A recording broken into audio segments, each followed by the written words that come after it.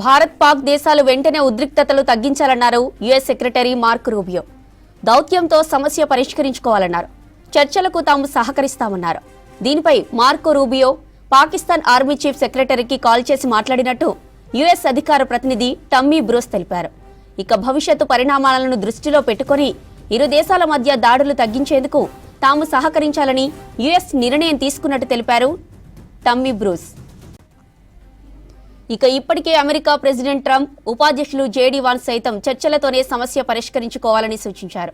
అయితే తాము మాత్రం యుద్ధంలో పాల్గొనమని తేల్చి చెప్పారు.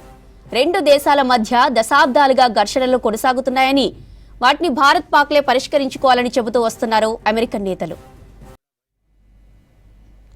భారత్ పాక్ దేశాలు వెంటనే ఉద్రిక్తతలు తగ్గించాలన్నారు యుఎస్ సెక్రటరీ మార్క్ రూబియో. దౌత్యంతో సమస్య పరిష్కరించుకోవాలన్నారు. చర్చలకు తాము సహకరిస్తామన్నారు.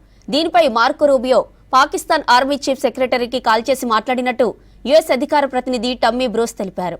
భవిష్యత్తు పరిణామాలను దృష్టిలో పెట్టుకుని ఇరు దేశాల మధ్య దాడులు తగ్గించేందుకు తాము సహకరించాలని యుఎస్ నిర్ణయం తీసుకున్నట్టు తెలిపారు టమ్మీ బ్రూస్.